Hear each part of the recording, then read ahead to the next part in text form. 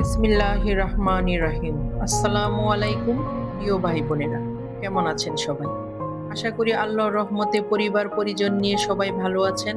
আমিও আমার পরিবার নিয়ে সহি সালামতে আছি, আলহামদুলিল্লাহ।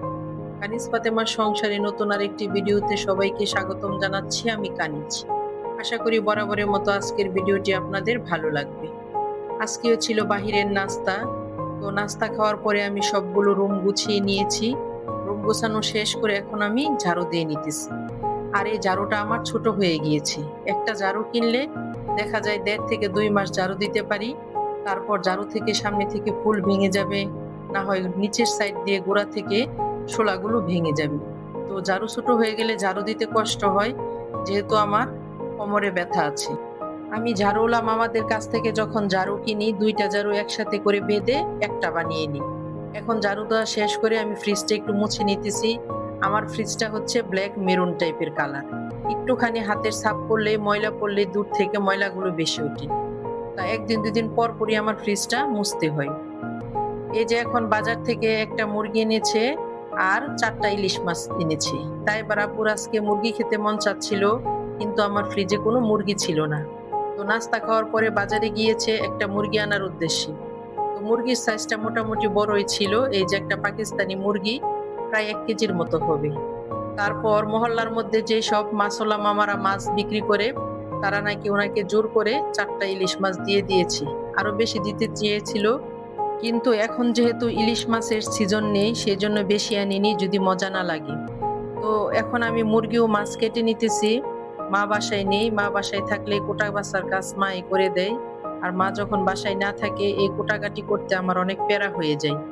যখন ছোট কোনো মাছ নিয়ে আসে মা না থাকার পরিবর্তে, তখন আমি খালাকে দিয়ে মাছ কাটাই। আর খালাকে মাছ কাটালে খালাকে আবার মাছ দিয়েও দেই, আবার অন্য একটা কাজ বাদ দিয়ে দিই। যেমন আজকে যদি গরমোসা থাকতো, তাহলে না করতাম যে আজকে গরমোসা লাগবে না, আজকে আমাকে এই মাছগুলো কেটে দেন। অথবা আদা 1-2 কেজি আদা নিয়ে আসলে এগুলো তো চুলতে অনেক সময় লাগে। তো খালাকে ঘরের কাজ বাদ দিয়ে আমি এগুলা বাড়তি কাজ করিয়ে নিতাম। তো আজকে যেহেতু শর্টকাট, কোনো ছোট মাছ নেই, একটা মুরগি আর ছোট ছোট 4টে ইলিশ মাছ, এইটুকু আমি কাটতে পারবো, সেই জন্য আর খালার অপেক্ষা করিনি। আর খালা তো এখনো আসেনি, খালা অনেক দেরি করে আসে। এই যে মুরগির মাথা আমাদের ঘরে কেউ খায় না। যখন তাইবার দাদা বেঁচে ছিল, তখন উনি মুরগির মাথা খেত। এখন আর কেউ মুরগির মাথা খায় না, আমি ফেলে দিই মুরগির মাথা। আর এই মুরগির পা, গলা, গিলা, কলিজা এগুলো কিন্তু ঘরের কেউ খায় না। বাচ্চারা শুধু মুরগির বডির ভালো পিস গুলা খাবে। আর এসব রটপটি গুলো আমি জমিয়ে রাখি, যখন একসাথে কিছু হয় তখন রান্না করে পরোটা অথবা মুড়ি দিয়ে আমি 2-3 বার করে খেয়ে শেষ করি। এখন আমি ইলিশ মাছ কাটতেছি। ইলিশ মাছগুলো ছোট সাইজের হলেও কিন্তু খেতে বেশ মজা ছিল।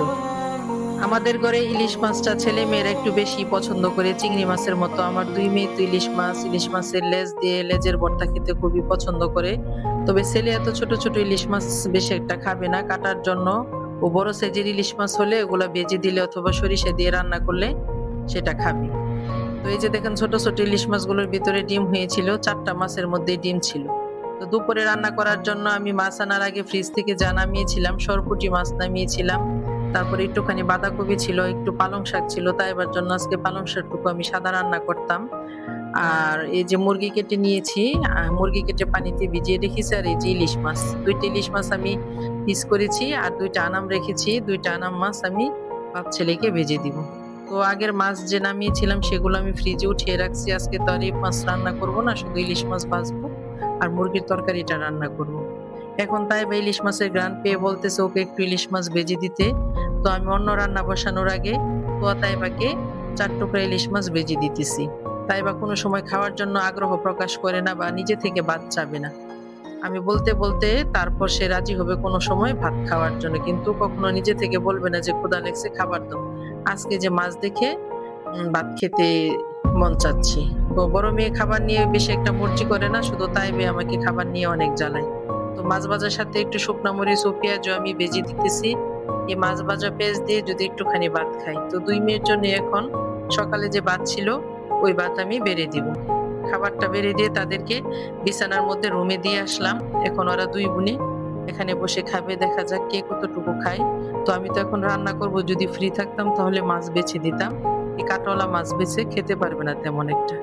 ভিডিওর এ পর্যায়ে এসে সবাইকে একটা রিকোয়েস্ট করে নিচ্ছি আমার প্রিয় ভাই বোনদের, এ পর্যন্ত যদি আমার ভিডিওর সাথে কেউ থেকে থাকেন তাহলে প্লিজ ভিডিওটিতে একটি লাইক দিয়ে ভিডিওটি কন্টিনিউ করবেন। আপনার একটি মূল্যবান লাইক আমার কাছে খুবই গুরুত্বপূর্ণ। আপনার একটি লাইক আমার ভিডিওটিকে আরো 5 জনের কাছে পৌঁছে দিতে সাহায্য করবে।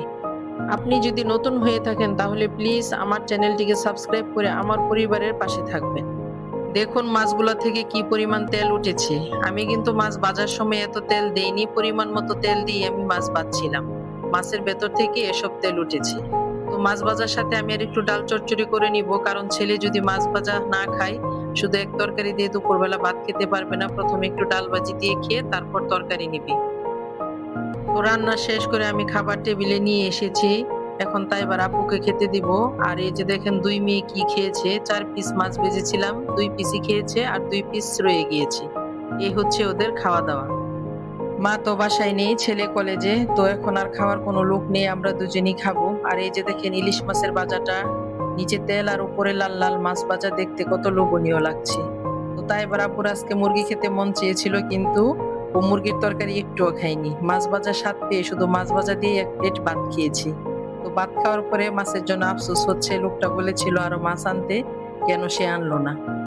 তো মুরগি খেতে মন চেয়েছিল বলে মুরগি আনতে গিয়ে মাছ নিয়ে আসলো, কিন্তু সেই মুরগির তরকারি আর খেলো না। বলতেছে যে রাতের বেলা খাবে, এখন শুধু দুপুর বেলা এই মাছ ভাজা আর মাছের নিচে যে তেল আছে এটা দিয়েই ভাত খাবে।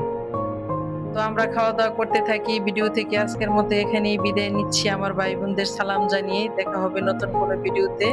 সে পর্যন্ত সবাই ভালো থাকবেন, সুস্থ থাকবেন, সহি সালামতে থাকবেন। আল্লাহ হাফেজ। আসসালামু আলাইকুম।